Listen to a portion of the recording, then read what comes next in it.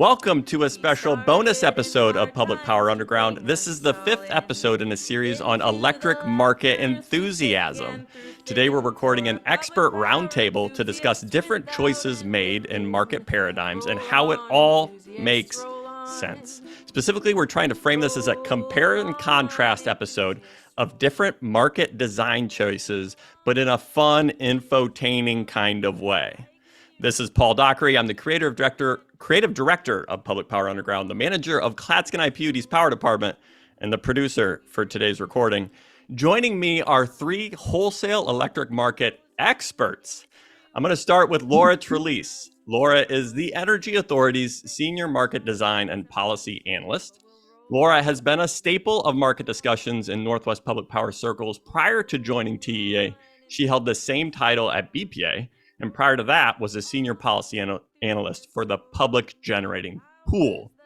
Laura, I'm so glad you agreed to join us. Glad to be here. Thanks, Paul. Anything you want to add to your bio that I missed that is fun? Or just anything to add? I started out in the energy industry. I heard about Bonneville Power Administration because I used to go fishing with my dad all the time at Bonneville Dam. So I was like, Bonneville Power, Bonneville Dam. It was like all these childhood memories. And that's how I got started. And they paid for my master's program. So it was a good deal. Perfect. That is a great origin story at Bonneville Power Administration. Joining Laura and I is Jeff Spires. Jeff is a director at PowerEx, where he has held positions of increasing responsibility in the power group over a roughly 18-year career that included what appears to be from LinkedIn, which is where I got my intel because Jeff wouldn't send me a bio so that I could copy and paste it, a brief stint as a vice president at Morgan Stanley. Welcome to Public Power Underground, Jeff. Thank you, Paul. Happy to be here. Happy to have you and get your perspective. This is going to be fun, right? Right? Absolutely. Okay, that's a leading question, as always. Joining Jeff, Laura, and I is Carrie Simpson. Carrie is the Director of Western Markets for Public Service of Colorado, an Xcel Energy company. She has had a distinguished career in energy, having worked for not only Xcel Energy twice, but also SPP, Invenergy, and Guzman Energy. Luckily, she is also a sports fan, and I say luckily because of how I decided to frame this conversation today. So, Carrie, welcome to Public Power Underground. Thank you. I look forward to the discussion. Should be fun. Now, you are probably the most enthusiastic of sports fans on. Like, maybe we should have a competition at the beginning to see who is the most enthusiastic of sports fans. But I want to say it's you, probably. Am I right? I feel that way. Yeah, just based on my interactions so far. I think I am. I like all sports. I can pretty much, if it's a competition on TV, I will be watching it, whatever it is. Okay, this is great. I am a podcast listener of a lot of sports podcasts, which is where I get my interest from. Jeff, just hockey, I assume, because you're from Canada. Yeah, I think I'm going to live up to the Canadian stereotype. So I'll try to avoid too many hockey related comments and analogies, but you'll have to bear with me. Maybe they'll be insightful. Carrie, do you watch hockey too? Is that one of the sports that you'll watch? I will watch hockey. I know what icing is. Okay, but that's in like a penalty box thing. But I'm not an expert at hockey. Is icing like offsides in soccer? Is that some similar complicated rules? Similarities. Okay. And Laura, what any of these sport analogies going to be fun for you, or are we just going just really nailing the energy market component to this? Probably the latter. But I did play high school basketball, and my team won state one year almost. So almost. Almost. That's a good one. There you go. Yeah. So that's perfect. Well, let's get into it. So our expert panel is going to help me draw distinctions between choices and electric market design with the help of professional sports analogies. We're going to consider several elements of a market, including things like, one, market design as an analog to the rules of the game for professional sports, resource adequacy being analogous to roster management in professional sports, possibly, maybe. I think that's kind of where we're going to go with it. At least that's where I'm going to frame it, and they're going to tell me where it's wrong. And possibly the comparing market outcomes from a bilateral market to a centrally dispatched wholesale market is like comparing basketball players from across different eras. We're going to get into it. It's going to be fun. I'll also ask what choices wholesale electric markets, capital M, the real, like the markets, have available to them, and perhaps what choices existing markets have already made. Because the NBA instituting the flopping rule is a choice that makes the game more fun to watch. And I suspect wholesale electric markets have choices available to them to make price formation more accurately reflect the needs of the grid. Any overarching commentary on how this is all getting framed up before we get into it? Anybody want to dive in and provide some like, this is a terrible idea, Paul? Because we could stop now and stop recording, or we can just spend another hour doing something. I think it's great. I'm sure we can take that analogy and stretch it out and twist it anyway. So it'll be great. Yeah, the audience for this podcast specifically is like me and maybe like 2 or 3 other people that really will find this interesting and entertaining. It's gonna be a success as long as one other person besides me enjoys it. Perfect. Okay. Well, with that general overview, let's start with a fan favorite, roster management. During an interview we had with Jesse Jenkins, he compared resource diversity in the electric sector to like positions on a basketball team. Just like a team wouldn't start a game with 5 point guards, a robust and healthy wholesale electric markets needs a diverse portfolio of resources. But rules around free agency, the draft, and trades vary by sport because it has an impact on because there's an impact on the game, just like there's a difference in the way resource adequacy programs work in different wholesale electric market paradigms. So I'm going to start with you, Carrie, on this one. NFL free agency rules are very different than basketball free agency, different again from baseball, different again than soccer, and I assume hockey, not that I know anything about hockey free agency. Can you help us frame up the different ways markets acquire resource adequacy products and whether there's this analogy breaks down? Right. Yeah. I mean, I like that description of you don't want to have 5 point guards on the floor because, a taller team might just dunk on you all the time and that would be bad for your team. And so for resource adequacy, yeah, you need diversity in resources because sometimes, if gas prices are really high, maybe you want to use a different resource and that's cheaper. And in today's world, if you're looking for wind and solar, and it's not sunny today, you need some diversity in what resources you have out on the court that are out, keeping the lights on. So, there's different ways that utilities in markets have go through the resource procurement process. So probably the most common is just bilateral, and I would compare that to I'll use Michael Jordan. I know that's old school now, but Michael Jordan, he played for the Bulls, but like if he had a deal to go make a bunch of money and go play for the Houston Rockets, there would be a conversation taking place between Michael Jordan and the Rockets, and they would have to negotiate how to get him. And maybe even have to do a deal with the Bulls to get him. And bilateral forward or bilateral resource procurement can be like that. If a utility has a resource that another utility wants, then you just call up that utility sometimes and ask that question. Say, hey, are you willing to sell that to me at a price? And they negotiate it. And sometimes these are more sophisticated, where there's like a request for proposals where utilities go out and say, hey, I need a bunch of point guards. I need a bunch of posts. I only have point guards. It needs more diversity. So I'm looking specifically for a post player. I don't want, so like I'm looking specifically for a wind farm and not just a gas plant. And so there's opportunities for the market to respond to that. So that's bilateral trades are happening between parties. Like bilateral is most analogous to just free agency, like unrestricted free agency, bilateral market. You just go do what you need to do. Yeah. So, in the NFL, gosh, we really need a new quarterback. We got to go negotiate with other quarterbacks that are out there versus like this. Another type of resource adequacy is like more, they call it centrally procured process, where there's a market that has all of the information of all of the resources out there, and they're looking at, okay, and for maybe in the be like deciding what players are on each team across the NBA to make it nice and competitive.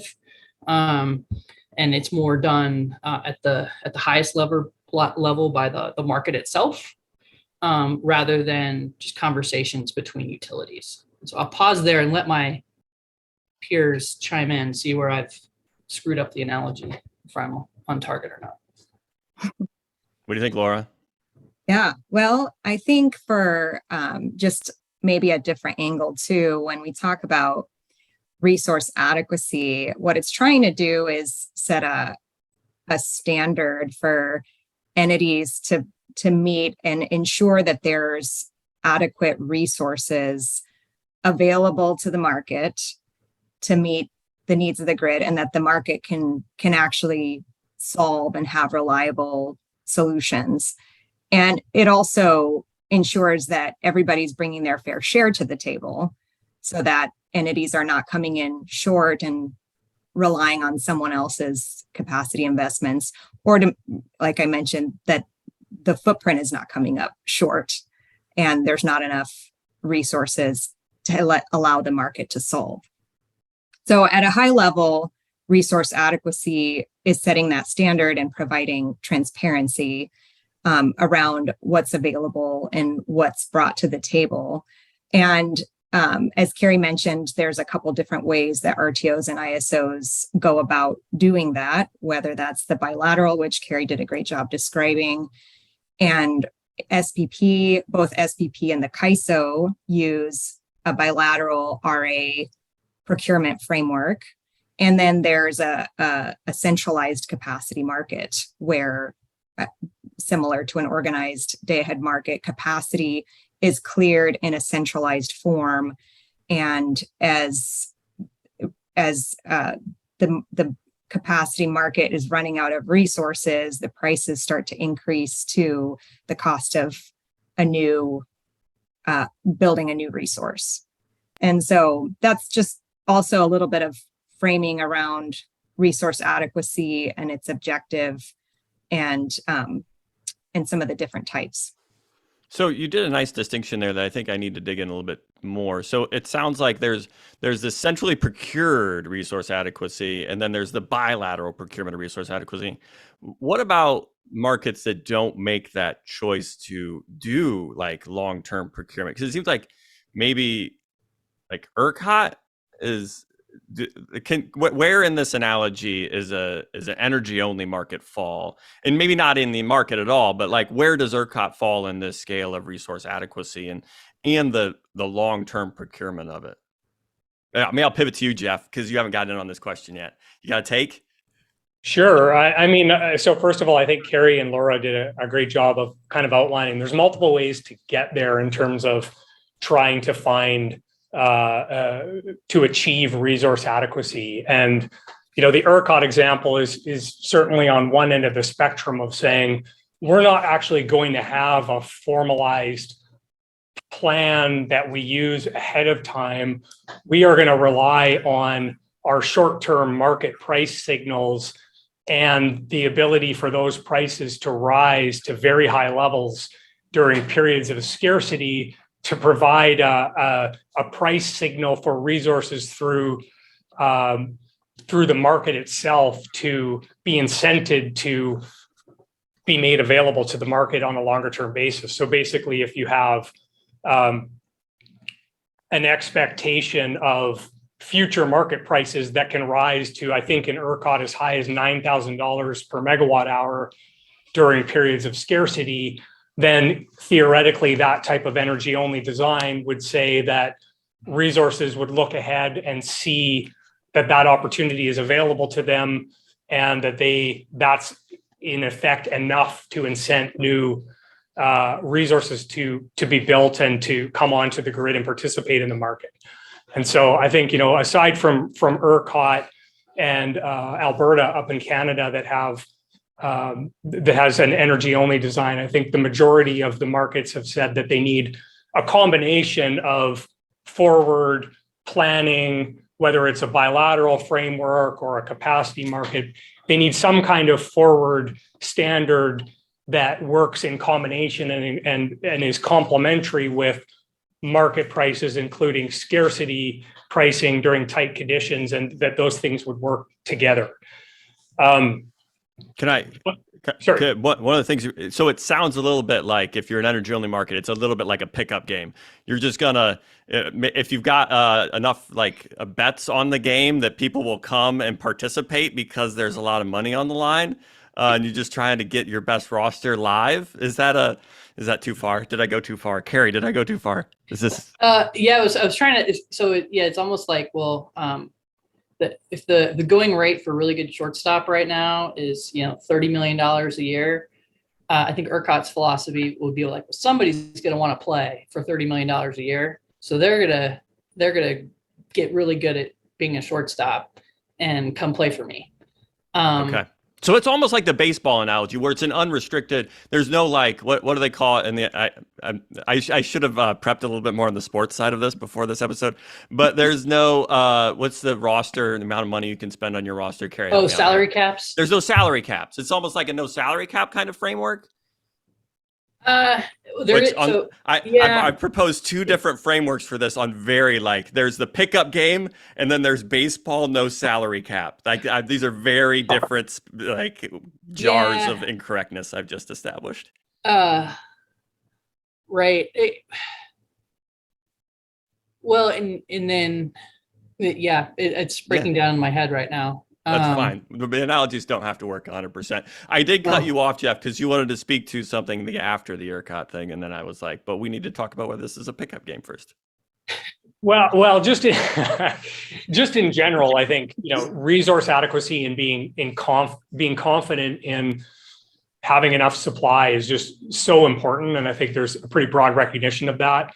I think resource adequacy in the West is something that's really obviously a cornerstone for reliable operation of the grid, but getting that right also helps enable further expansion of markets, because I think the challenge that we've sort of seen in the past in some of the dialogue and discussion around this is that if you don't have enough resources available and you haven't planned the system properly in advance, it's really a challenge to address that right before game time. Good one. And I don't know if there's any other sports where this has occurred, but every once in a while in professional hockey, you'll hear an instance where both their goaltenders are hurt and they've pulled somebody basically off the street and put him in net. And now he's, I've heard of this.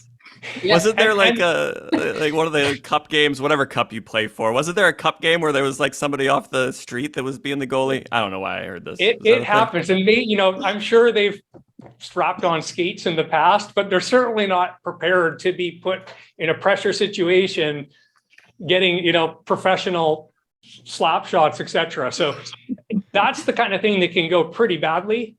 And I think in the context of the energy markets, once you get to that operating time frame, once you get to day ahead in real time, you're in that operating horizon, it's obviously too late to go back and add new resources and address fundamental challenges.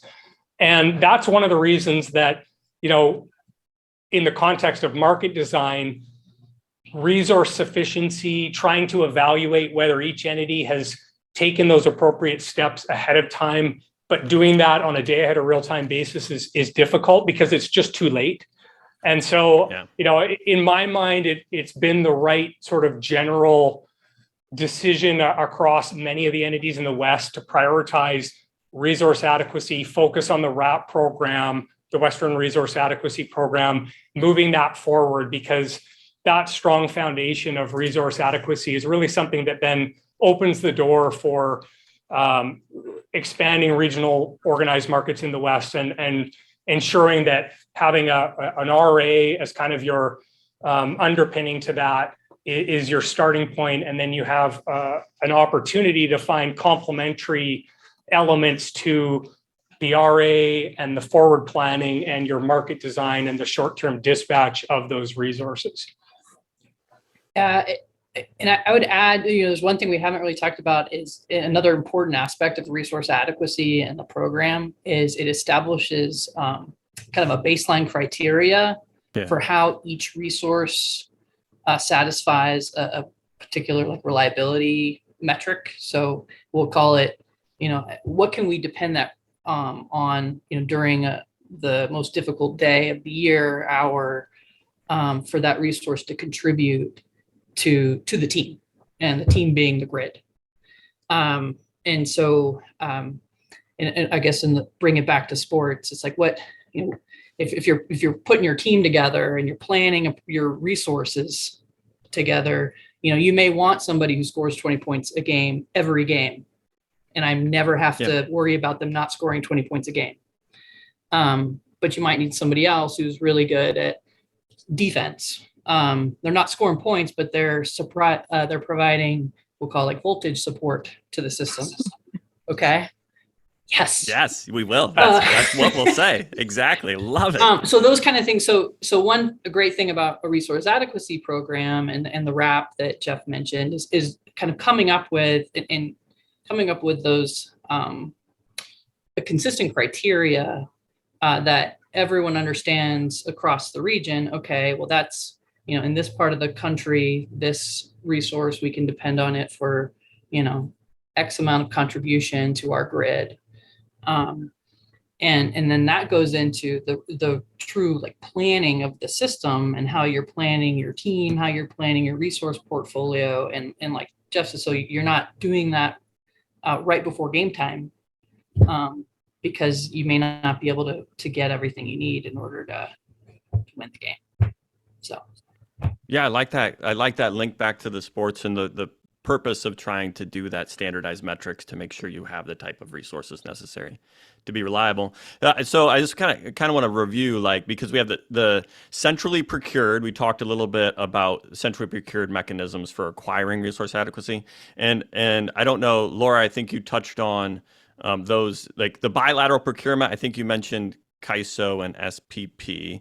The centrally procured was another mechanism. What markets, wholesale markets today, use that centrally procured market?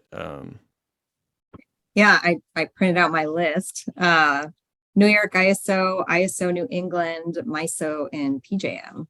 Okay, so we got those four. And we talked a little bit about energy-only markets who rely on more market fundamentals for procurement and scarcity pricing. Those are, I believe we said, ERCOT's the only one in the U.S. Alberta. That's a North American market, right, Jeff? Thank you. Yeah, absolutely. So the last, we haven't really talked about which of those mechanisms, like today in the non-CAISO WEC, how would what we do today in like integrated resource planning for integrated utilities or what other entities in the WEC do in the bilateral market today, would you consider that like the bilateral procurement mechanisms, or is this something completely different that kind of falls out of it? It's most similar to the bilateral. Okay. Yeah. But there's no, to your point, Carrie, there's no established consistent framework across all of those individual parties. So it's each one's coming up with its own criteria for establishing what makes it okay. Yeah. So like each state has its own rules for how it wants its utilities to be planning. And then also that's something that often organized markets like SPP and MISO, and CAISO, that they create that framework for all of the utilities in it. So if I really wanted to stretch this analogy, would the Western parties outside of CAISO joining together into a central like RAP framework, is that like when the ABA joined with the NBA so that they could mix all of their different players' competencies together and have a more competitive NBA, National Basketball Association? Is that a decent? I mean, is there something here, Carrie? Yeah, you could probably go there. Yeah, or it's like, let's get all the big powerhouse football teams into the same conference. It's like conference. Oh, And conference realignment. You went there, Carrie. yeah, and man. and We're putting this on get social these media. guys, It's gonna. let's get get everybody coordinated and have rules for who wins the conference. And I don't know. I'm going too far. Okay, I think we hit the resource adequacy analogy. Are we ready to go to the next one? Sure.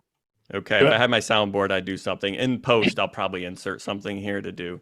I'll have to, maybe they're like a whistle. Maybe I can do a whistle or a clock. It'll be great. We'll find the perfect soundboard. Okay.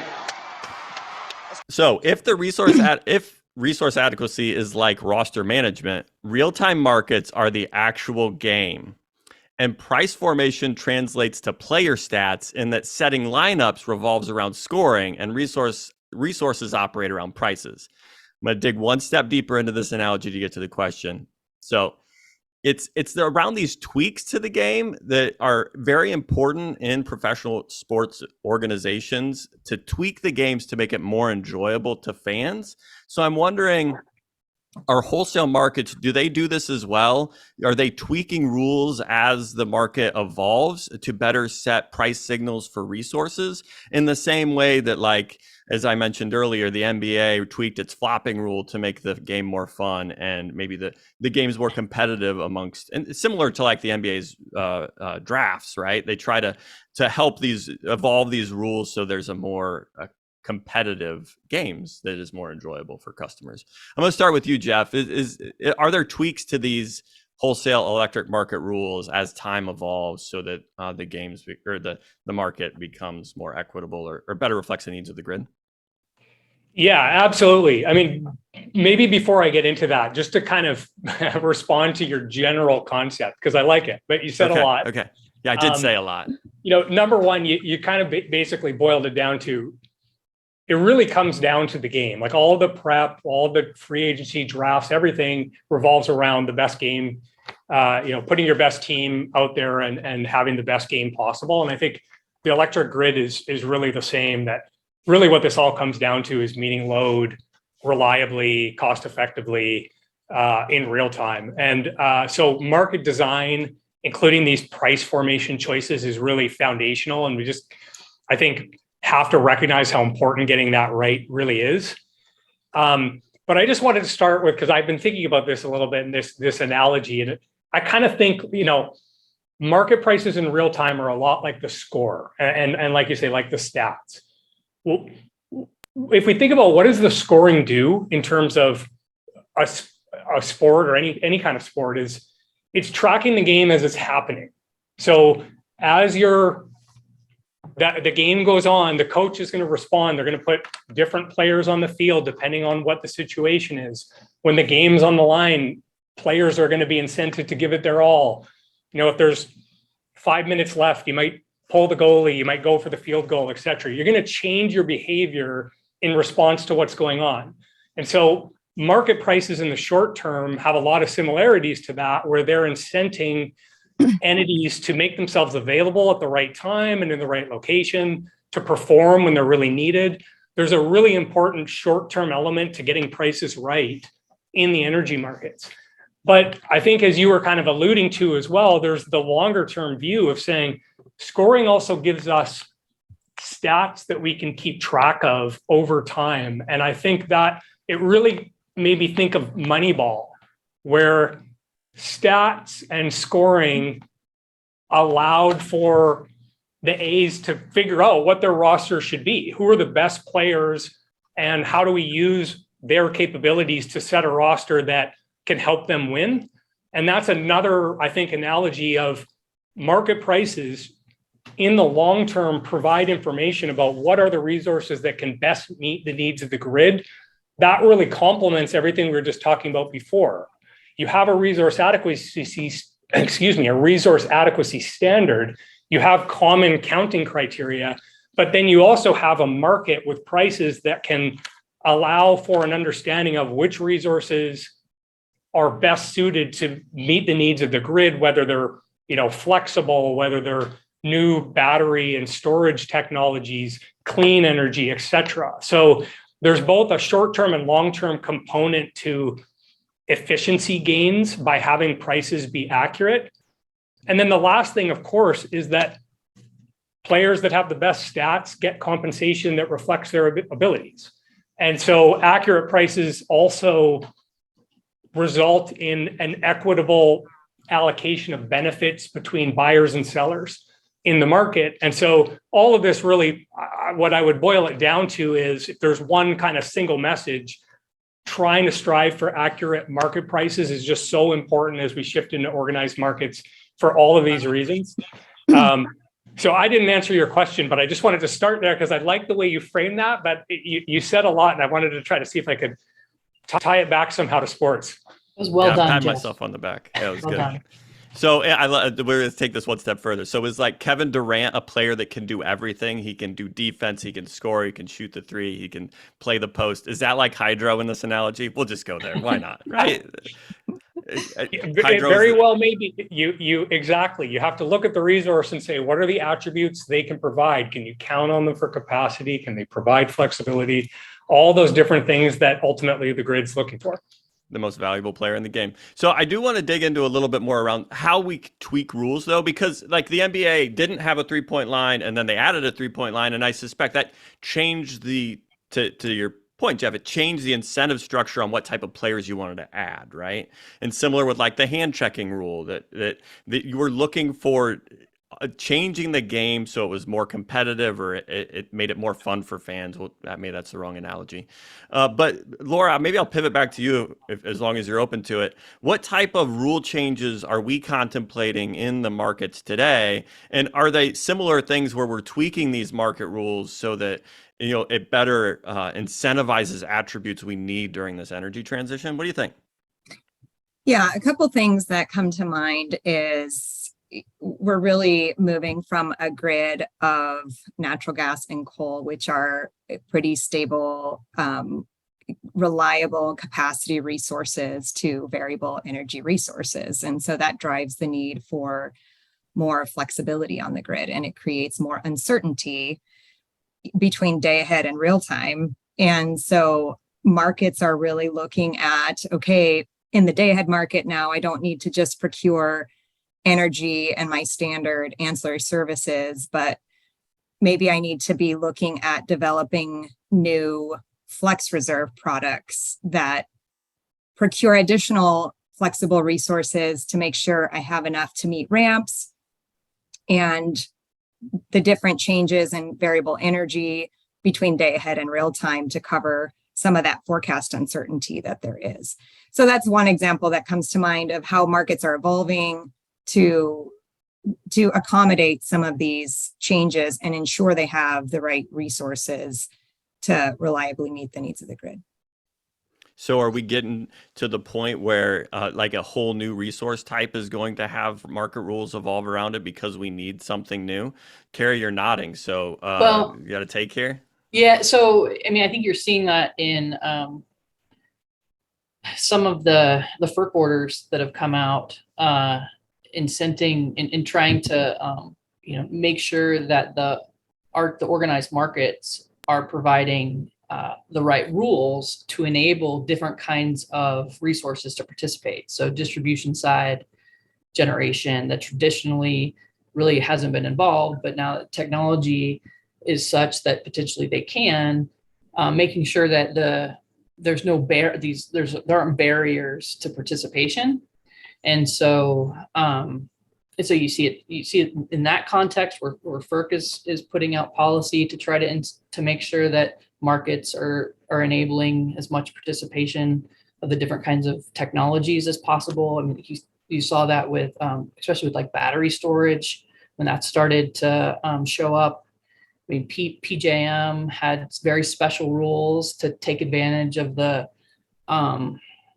quick movement of batteries for regulating reserves. And they had to create all kinds of new rules around that 20 years ago, nobody would have thought about, just because the technology wasn't there. And so let's bring it back to sports. If like you mentioned the NBA flopping rule, if people, they've changed the game because of how they're playing. So we can use like zone defense, like in the NBA. Right. right? People got really, really good at that, and it makes the game boring. Yeah. And so they're like, let's get rid of that. You can't do zone defense. And I think there's certain exceptions to it. So they changed the rules, and now people play the game differently. And so as technology changes, the game of markets, I don't want to call it, it's not really a game, but it's just how the rules are set up to make sure that there's as much competition and the right price signals as possible to make sure that those technologies can participate in a the goal is to keep things reliable and lower cost customers.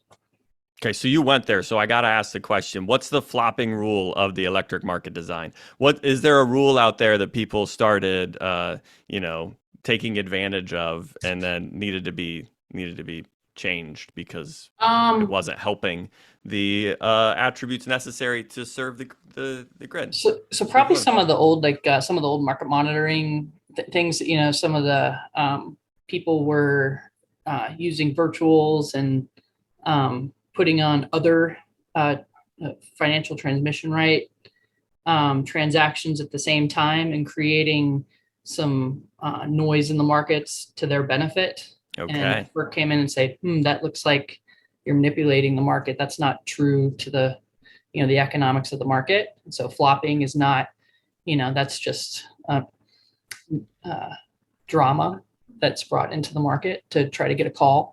And so they outlawed that. And where this can, that's where the market monitor is really important in the Office of Enforcement and FERC to make sure that people aren't abusing the game or abusing markets. So when I was framing this up, I was like, okay, well, if I'm going to use this analogy, I need to have the corollary actors. So I was wondering, is FERC like the league office where they're the ones? Is that analogy? Like the NBA league office is like FERC? How's that work? I don't know. Is that right? Maybe. Yeah. Okay. Well, I just interviewed. I'm just gonna put a promo in there. We interviewed Chair Glick for Public Power Underground. It's live now. Go listen. It was a great conversation. But afterwards, I learned that he's a big sports fan and he would love to be a sports czar someday.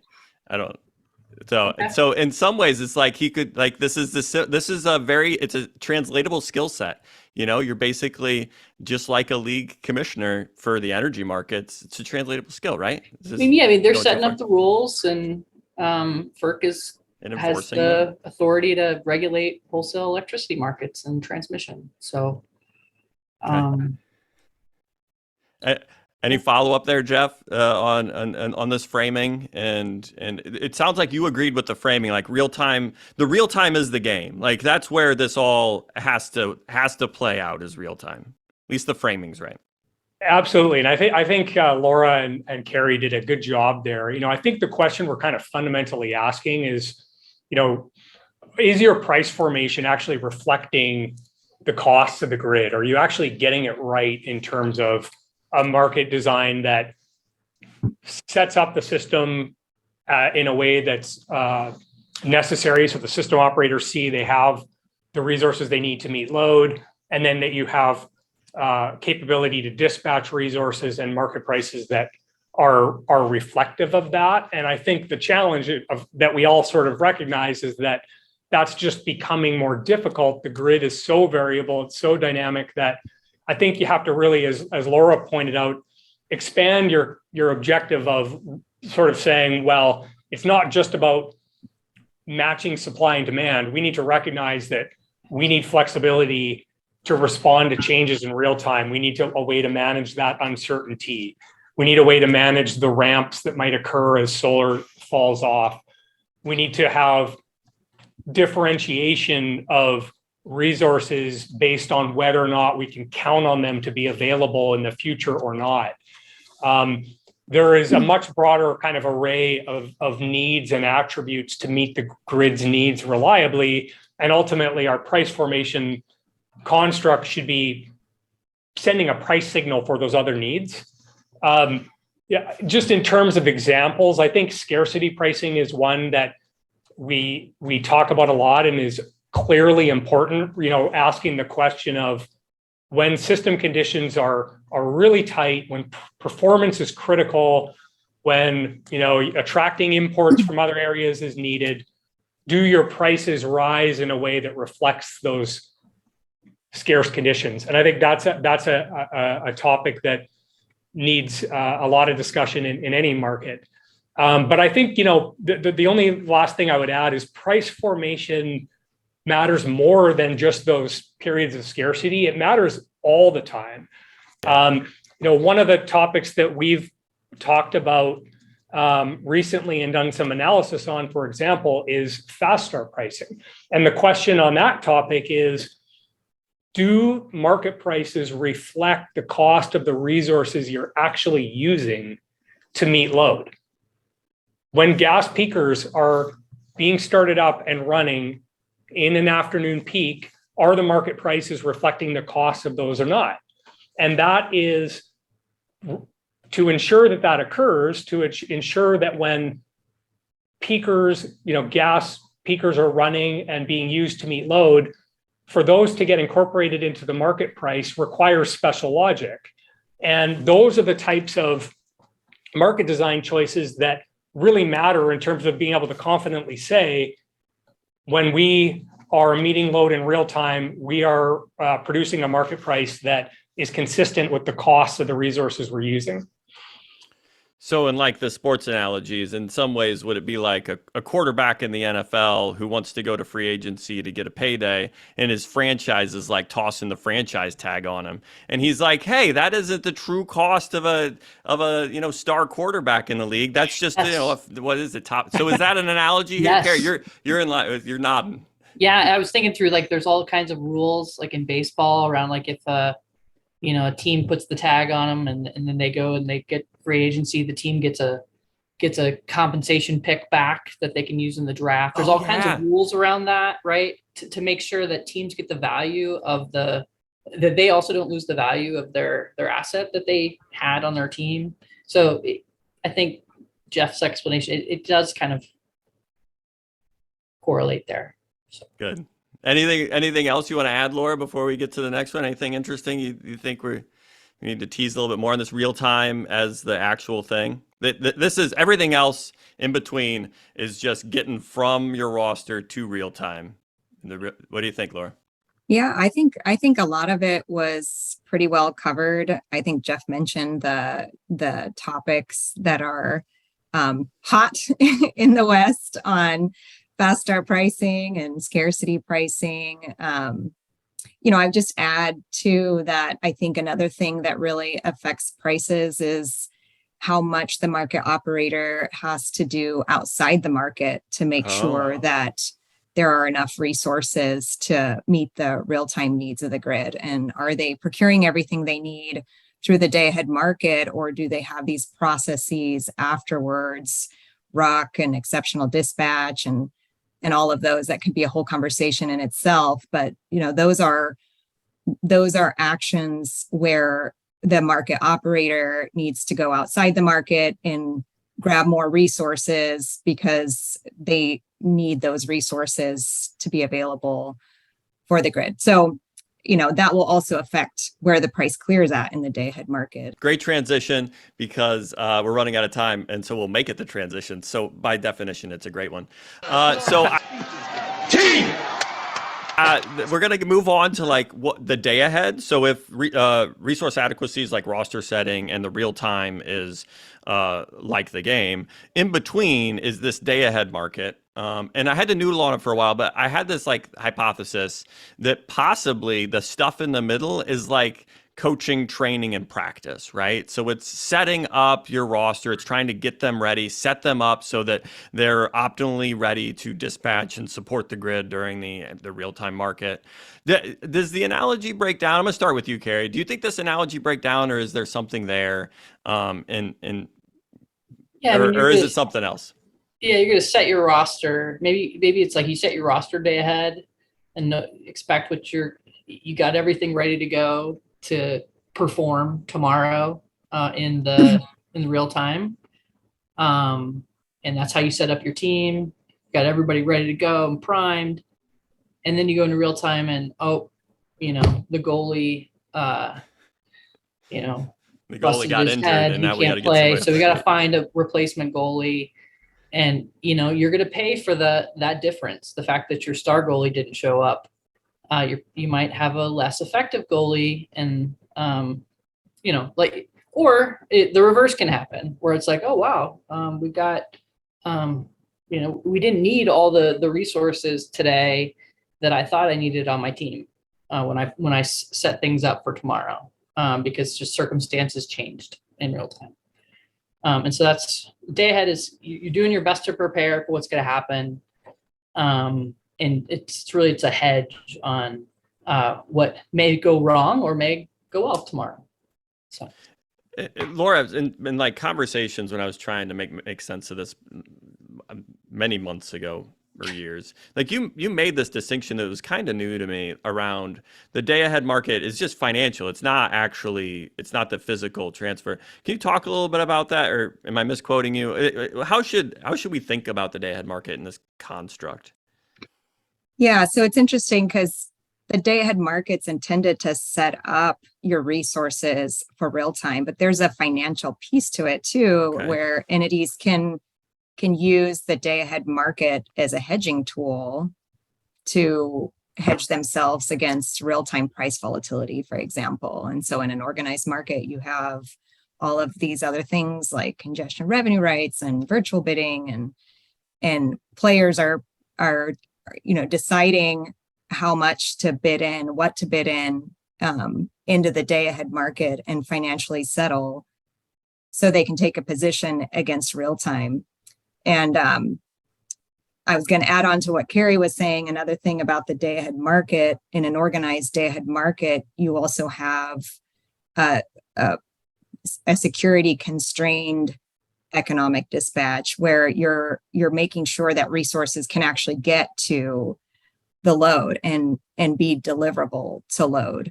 And so, if you have your player coming down from Canada to the game, but the border's closed, you kind of want to know that. I don't know that. And a day ahead market can let you know that, so you can find a different player. I think that was a shot at you, Jeff. Is the border going to be closed when you're trying to come down? It's open. It's open now. Yeah. So there is like you're setting up your resources. So there is some like physical need there, because some of these resources physically need to make sure they're operating in a level so they can be operating to operate in the real time market, regardless of the contingencies of the real time. But you mentioned, Laura, like the virtual bidding and convergence bidding. I mean, some of this is just, let's leave the sports analogy alone for a little bit. And can you talk a little bit about what that's trying to do and why it's necessary, I guess, or why some markets choose to include it, I guess. Yeah, well, and all markets include virtual, and another name for it is convergence bidding. And a big purpose of convergence bidding is to converge the day ahead and the real-time prices. And participants use it for, as I mentioned, for hedging, for taking a position in the day ahead. What they are, they're just financial transactions where you're buying in the day ahead at a certain price and automatically selling in real time, or vice versa. You're not really a physical resource. And so, but yeah, their main purpose is to converge. They help increase liquidity in the market and competition as far as setting prices. And they also help prevent exercise of market power. So it is, this is where not the expert, just an enthusiast is it. Like ignorance, we'll say, comes into it. So the bilateral market, like, do we have something like that? Is the behavior in the bilateral market reflect this, even if there aren't specific mechanisms, or do we have this all the time? Like, how does that work compared to our existing bilateral market today? I guess we do have probably have some financial transactions. We do, don't we? Oh man, you're all looking at me like I'm an idiot. This is fine. This is great. Leave it in. Leave it in. Yeah, virtuals don't exist outside of a day ahead market, organized market construct, because it's facilitated by the market operator. In the day ahead market, and then a settlement in real time. So there's not virtuals or convergence bidding out of that, but there is financial trading that occurs bilaterally outside of an organized market. So the financial trading is an analog to the same sort of mechanisms within an organized market. And you're saying all of the currently operating organized markets have something like virtual bidding? Somebody's got to clear this up for me. Make it make sense. Bring it in. I think most of them in the US has some variation, and there's different potential constructs and limitations on how virtuals participate. But I think they're generally part of this of a standard organized market design for the most part. But I just would add to what Laura said. I think everything she said made a lot of sense. Historically, day-ahead markets, organized day-ahead markets, have been largely financial, and I think that worked pretty well. But part of that is, if you clear energy in the day-ahead market, historically you were probably already sort of getting physical resources with that for the most part. Virtuals aside, if your fleet is largely gas-based and you're clearing supply and demand, the chances are you've got, by the time you get to real time, you've got some cleared energy from the day-ahead market, and you've got resources online that are now available to move up or down if you need to make adjustments in real time. And I think we're in a bit of a different paradigm with the variability on the grid, with renewable resources, where you can't make that assumption anymore that what comes out of the day-ahead market is going to be enough necessarily to manage real time, because real time might look a lot different by the time you get there. And so I think what's starting to happen is that need for, in that day-ahead time frame, to think about, well, how do we position the grid to be ready to respond to a much wider range of potential situations in real time, is something that is kind of blurring that line between physical and financial markets in the day-ahead space, because you need to have adequate resources online. You need them to be ready, that if your load comes in high, or your wind falls off, or there's cloud cover, there needs to be other supply on hand for you to address that. And I think that's where we're seeing certain symptoms that Laura alluded to, where if you see, for example, that day after day, you run your day-ahead market, and then right after, the market operator starts trying to secure additional resources through other out-of-market mechanisms, that's an indicator that your day-ahead market is not giving you what you need to be confident that you're moving into the real time with enough supply. So, I think looking at day-ahead market improvements to recognize that there is more importance in terms of setting up the system from a physical perspective to be able to accommodate all that uncertainty and variability is something that a lot of markets are thinking about in terms of new products, new flexibility, reserve products, new approaches to how they optimize the system. Because ultimately, I think we'd like to get to a place where we have a day-ahead market that properly secures the resources that you need to meet the needs of the grid in real time.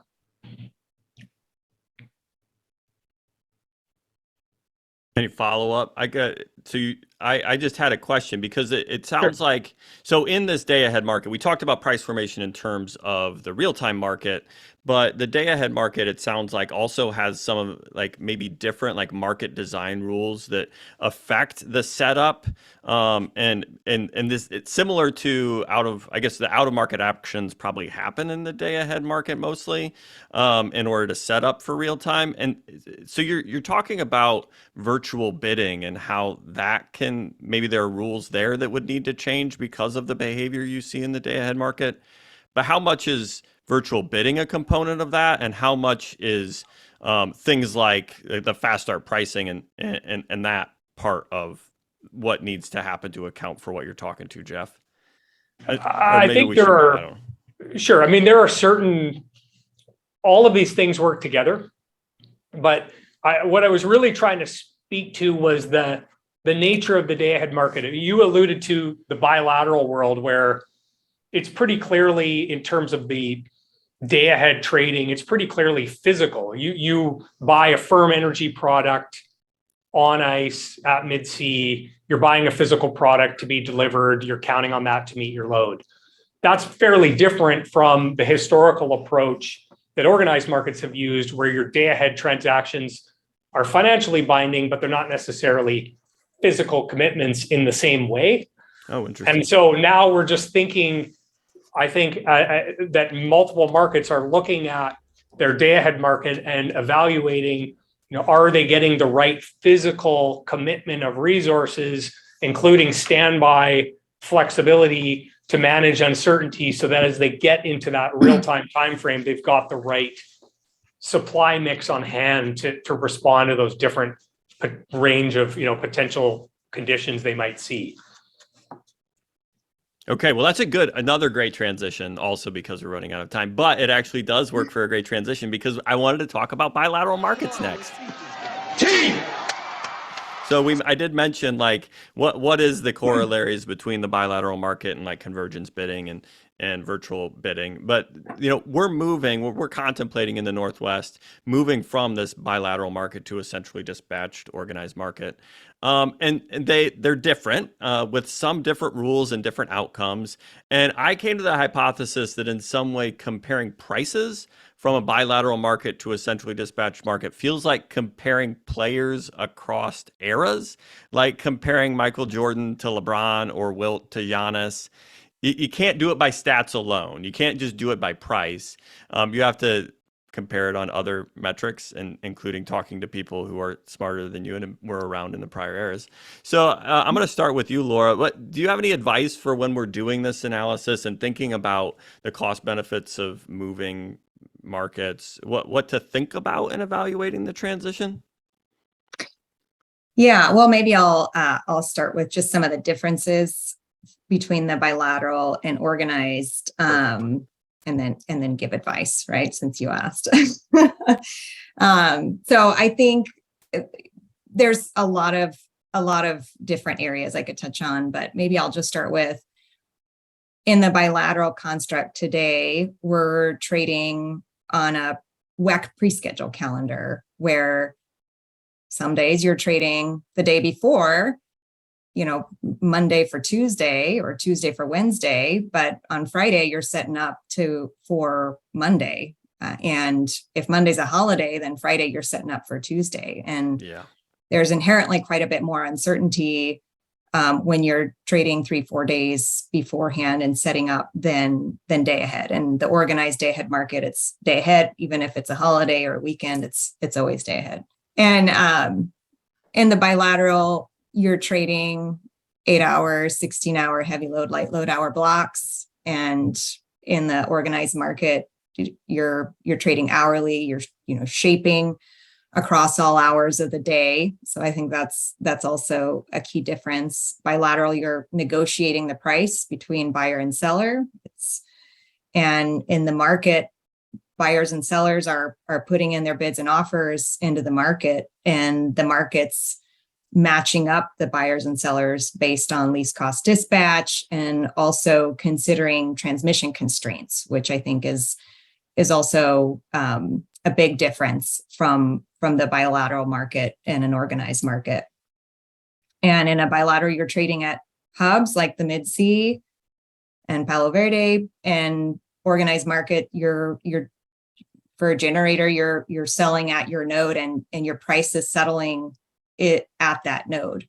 And so those are just some of the differences between the two. And we talked about a lot of different complex topics like virtual and congestion revenue rights and all of that. So that's Public Power Underground. TEA is a big sponsor of Public Power Underground. And TEA, we trade in all the markets. I learned this recently. TEA helped stand up the SPP RTO, chaired the work groups, worked closely with Carrie Simpson on that. And we provide the bridge for public power from organized markets to from bilateral to organized markets. So a shameless plug Great there for promo. TEA. Great promo. That's perfect. That's perfect. So that's your advice? Like, oh, just contract with TEA. That's the Absolutely. advice. We'll I get you love there. it. We'll get you Yeah, there. you get TA will get you there. So you did speak to like a lot of these like fundamental differences, like trading in just 16 and 8 hour blocks instead of every hour of the day. That seems like a pretty big difference. And maybe, what do you feel about my analogy that it's like comparing across eras, Carrie? Do you think this is a fair one? Is it like comparing MJ to? So I actually don't think so. Uh-oh. I know. I think of it more, and I don't mean to offend bilateral market trading, but in terms, it's like the more sophisticated the game gets, because it's much different to just trade bilaterally between parties versus having an entire market evaluate all the bids and offers and all the congestion and put out prices on every single node. So to me, that's a step change in complexity. And so I don't know that the game was less complex when like Michael Jordan played versus LeBron James right now. It's kind of a different game between it's the bilateral construct and then everything that you have to have in order to participate in an organized market. It's just there's a lot more involved.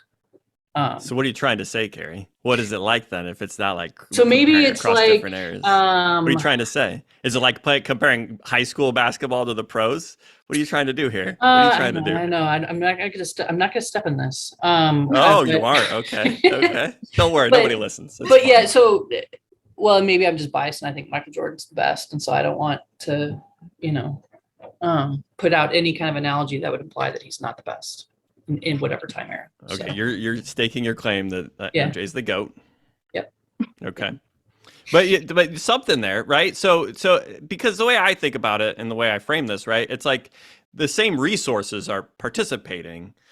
So maybe you're right that it's like the same resources are going to participate in these markets, but their stats are going to change dramatically. So maybe it is just a different game because it's like, it's like going from basketball to, I don't know, what's a basketball? yeah, well, it's like playing pickup basketball and nobody's keeping, like, people are just keeping score in their heads, right? Okay. There's no scoreboard. There was Versus going and you're playing in a stadium and you've got all the stats on the wall of which player has been however many fouls and so it's like the same and all that stuff. Same players going from a pickup game into the finals. So maybe it's like going from the regular season to the finals. Is that a good one? I think maybe not. There's a lot more transparency provided Okay. in the organized markets because of all the statistics. To Jeff's points, all the different pricing rules and price formation, and you can see the value of different things versus in the bilateral market, you and I may be the only ones that know what we traded our deal at, and that's it. Where in the organized market, everyone could see what like your resource was paid for its generation in a given hour because it's all transparent. And you have a market monitor that's also tracking what everybody's doing and mitigating on the spot if there's bad behavior. Referees, we got professional referees versus just calling out fouls on the pickup. Okay. So if I'm going to make this less about me and less about my analogy and turn it back onto your expertise around the transition. So given that it's like your scoring is more pronounced, more known, is there any advice that you would have as entities think about the transition around doing that cost benefit analysis, knowing that like the stats are going to change, whether the revenue changes or not is maybe different, but at least the stats are going to change in some way? I don't know. What do you think, Carrie? Is there any advice there? This industry is a never-ending learning curve in every way. And I think anyone who starts to get into this like market design world, you're just like, wow, there's so much to learn and nobody knows it all. And so my advice is, read what's out there and become familiar with the different markets and different ideas and concepts and ask a lot of questions. That's what I'm trying to do, Carrie. That's yeah, what I'm trying and to do. things like this are great because I think the more people understand and learn about this topic, I think the better. So. Okay. And I would just say this, and I'll pass the ball to Jeff, but I think it's not always about the cost benefit either. And maybe a lesson from history is if you look at the energy imbalance market, it started with Pacificor in 2014, and now you have 80% of the load in WEC and the EIM. And if you listen to the last few entities that joined the EIM, their cost benefit analysis showed maybe break even for joining the EIM. But the common theme was loss of trading partners and market liquidity in the real-time bilateral. And so I think that's also a huge thing to consider here is as the West transitions to an organized day-ahead market, that's going to absolutely impact liquidity in the bilateral market and trading partners. Once everybody goes into an organized day-ahead market after the day-ahead market opens, they're getting their energy needs met through the market, and they're not going out in the same way to trade bilaterally. So cost benefits an aspect for sure, but some of these other things, that the status quo changes as well as the organized market comes into the Northwest.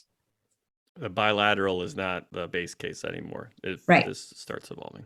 Interesting. Okay. She was passing the ball. The greatest sports analogy, Laura. You passed the ball to Jeff.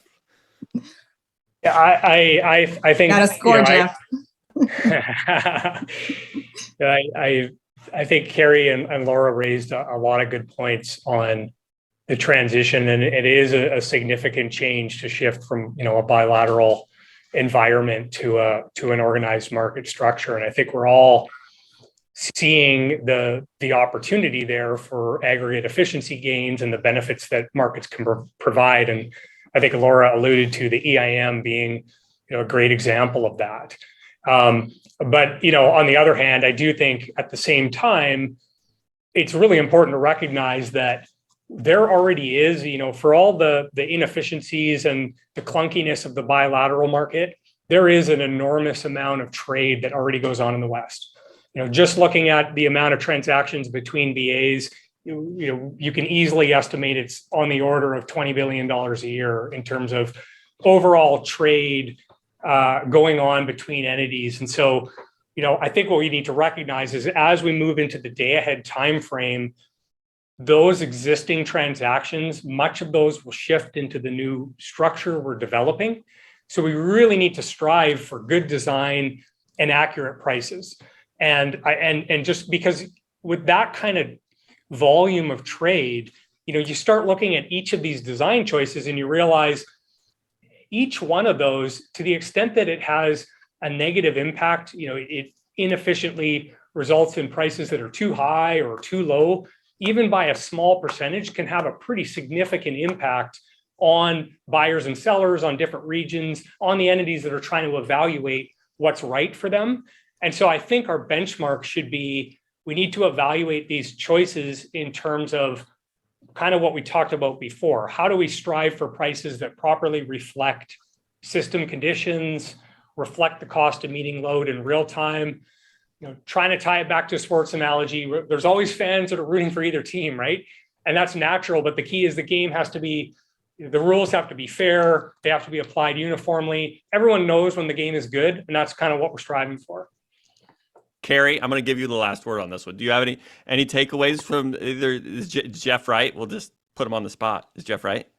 Yeah, no, I agree with what he said. We got to get the rules right, and that's part of what the West is dealing with right now. Is we're in all these different forums talking through how do we build our rules? What are the what's the structure that makes sense and is going to be the most optimal and efficient for operating the grid reliably and reducing cost to customers. And so that's what we're doing. Perfect. Good. Okay. Well, I had one more that we're going to cover, and then we'll close it out. Team!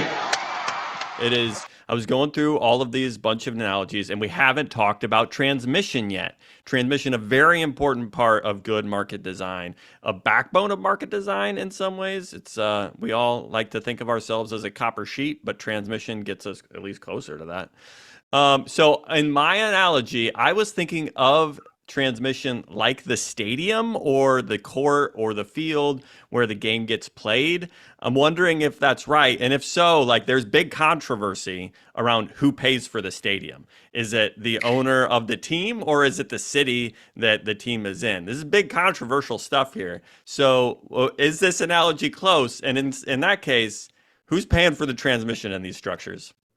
Start with you, Jeff. Yeah, I think I like this analogy. You know, you can have the best game, the most entertaining game, but if no one can watch it, then what do you really have? And I think transmission's the same. You know, we can't just add resources. We need to get the supply to where it's needed. It's clearly a tough issue. You know, transmission costs and funding, it's a multi-billion-dollar issue in the West. So it's something we obviously need to really be careful about. But at the same time, we're not starting from scratch.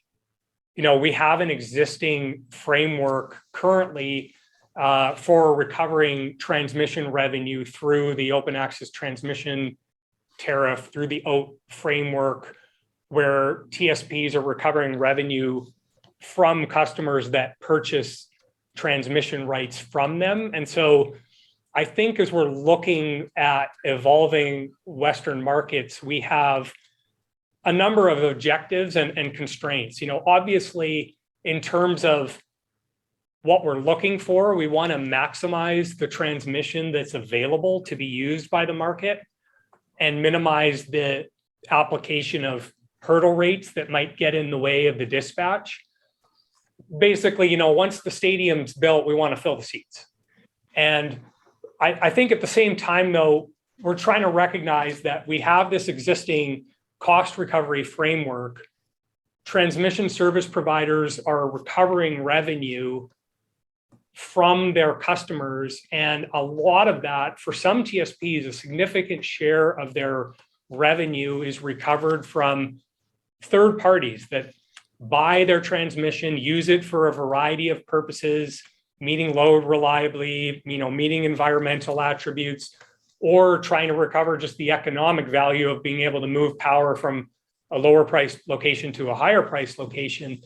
And so I think where we've got to on this is if we really want to move forward in an incremental way, the best approach would be finding a way to design the market that respects that framework, respects the OAT concept, preserves those incentives for customers to continue to invest in the transmission system on a long-term basis through that framework, and then establish a market design that doesn't have the onus of trying to deal with these really large dollars and the risks of cost shifts between customers. Because, you know, if you get this wrong and you lose the investment in the transmission system, it's very likely that you either have additional costs that the native load customers need to bear in those areas, or you have a bunch of money that you're trying to collect through the market itself,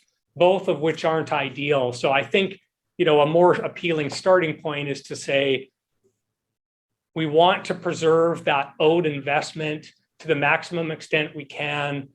We reduce the remaining bucket of dollars that are at risk in terms of, you know, people that no longer purchase transmission. And then we have a much smaller problem to solve, and it's something we can manage as we move forward into a new market paradigm.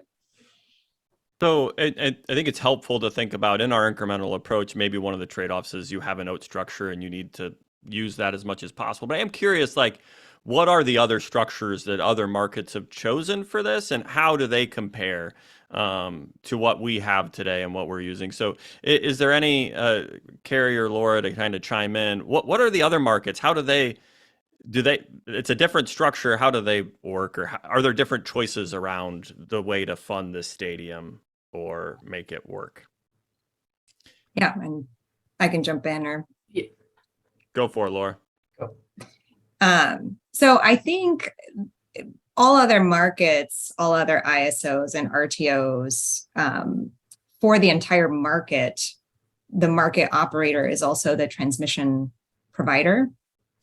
And Okay. and so I think that's a really big difference of what we're trying to do in the West, where we Okay. have 38 different BAs and we have different transmission service providers, different transmission operators that are all keeping their NERC functional responsibilities. And we're trying to overlay this organized market on top of it. And so in all of the other RTOs and ISOs, the way they recover, they have their transmission revenue requirement. They charge that to load and to exports through a transmission access charge for the loads, and then the wheeling access charge for exports. And entities then don't really have physical transmission rights. The market just uses the transmission. There's a concept of financial transmission rights, but there's not the same where they have physical rights and they get to use those rights or resell those physical rights or redirect them. The market uses the transmission and it's paid for by load and exports. And so in the OAT construct that Jeff was describing, the TSP is selling physical rights through either network service, where the network customers pay based on what they use, or point-to-point transmission service, where it's take or pay. You buy 100 megawatts, you pay for 100 megawatts, whether you use it or not. And then you have some rights under the OAT to schedule on those, to redirect those, to resell those. And so I think there's we're trying to maintain the OAT structure because we're trying to maintain the NERC functional responsibilities of having a market overlay on top of multiple transmission service providers that each have autonomy to set their own rates and how they recover those rates through their tariff. Everybody has a different tariff with different rules. And so that's what Jeff was alluding to, is that we're trying to maintain incentive for people to continue to buy that transmission service, rather than now, if the market is moving resources around, we don't want people to just say, well, I don't need my transmission rights anymore. I'm just going to rely on the market. And that's going to leave the transmission provider short in recovering their revenue. And there needs to be some other kind of mechanism where whether they increase their transmission rates for their network customers, or the market has some kind of uplift charge that then gets paid back to the TSP, and that bucket of dollars that needs to be recovered ends up being pretty large, and creating issues there. Or it's an option and it does create an efficiency, but some kind of hurdle rate in the market where, in order for resources from one location to get to another, use the transmission, there's a hurdle rate in there's a extra cost to use the transmission in the market. So there's different options that we're talking about. We're trying to get to a design that doesn't use hurdle rates, but we're definitely covering new ground in that nobody else in the country has an organized day ahead market without also having the market operator be the transmission provider and the balancing authority and the transmission operator. Yeah, we're covering new ground. One of the interesting hypotheses I have is that we're going to need new transmission. One of the things that would be helpful in a market expansion and a regional trade organization would be transmission development for additional ability to move. Is there one construct or another, the private ownership of the stadium versus the city funding the stadium? Is one of these approaches, do we think better suited towards that next phase? Because right now we've been talking about existing transmission lights and recovery of those transmission revenues.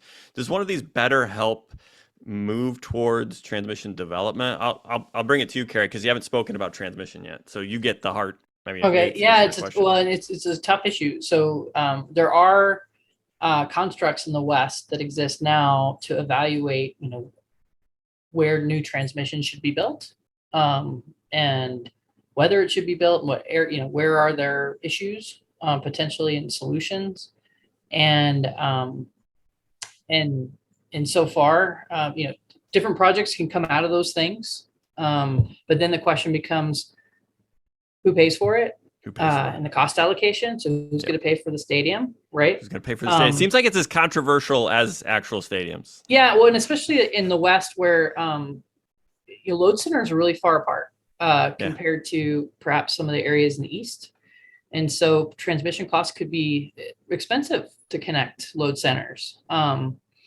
And how do you determine who the beneficiaries are of that transmission, and therefore should potentially pay for it?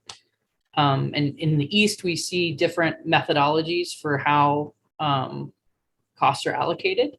And so some RTOs use a method where, if it's over a certain threshold, then it's shared by everyone on a load ratio share. If it's under a certain threshold, then it's shared a different way. Other RTOs do a study and say, okay, these areas were the beneficiaries of the project, so they're going to pay for it, and only them. And so that's something that I think if the West, continues to evolve, and there is a more, coordinated interregional transmission organization, or whether it's an RTO, that the West will need to think through what's the appropriate cost allocation methodology for paying for that stadium.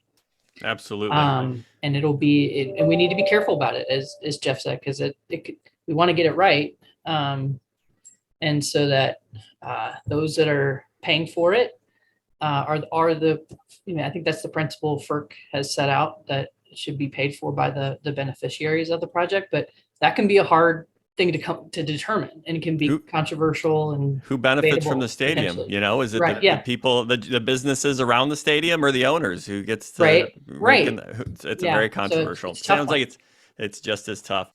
Well, thank you all for doing this. I think the end it on transmission and the stadiums was probably a great place, because it sounds like it's just as controversial between the different mechanisms and how it's done. So it's a great way to end it. I really appreciated you all being willing to participate in this. I've said this before.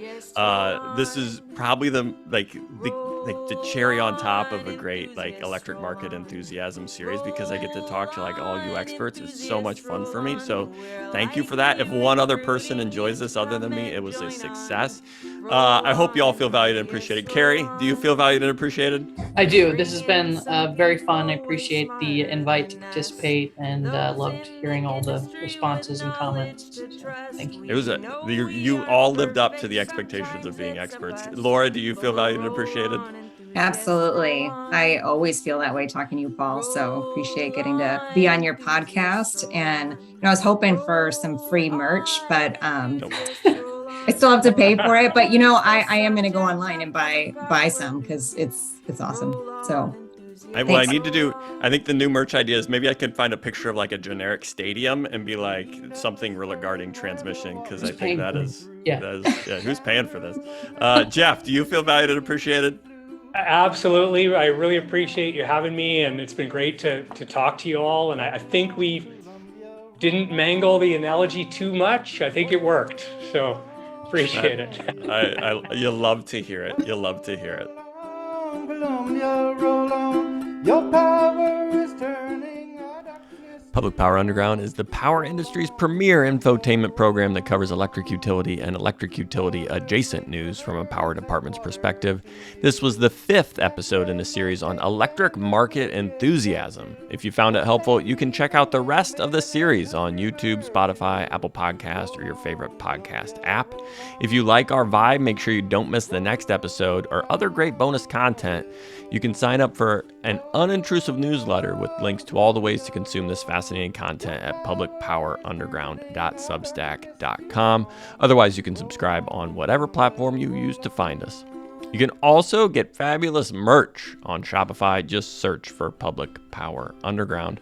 Public Power Underground is a production of Klatskin Eye PUD and News Data. You don't have to be subscribed to News Data to get this podcast, but it sure makes our podcast make a lot more sense. The views expressed here are our own and not the official views of Klatskin Eye PUD, News Data, or the organization of the guests also appearing on Public Power Underground. It's written and directed by Klatskin Eye PUD's Power Department, led by me, Paul Dockery, and it's edited and published by the stellar team at Pioneer Utility Resources, led by associate producer Sarah Wooden. Our theme song, Roll On Enthusiasts, was rewritten, performed, and recorded by Aaron Guillory and Ian Bledsoe. Public Power Underground for electric utility enthusiasts. Public Power Underground, it's work to watch. We know we aren't perfect, sometimes it's a bust, but we'll roll on, enthusiasts, roll on. Roll on, enthusiasts, roll on. Roll on, enthusiasts, roll on. Your power's the subject of public power news. Roll on, enthusiasts, roll on.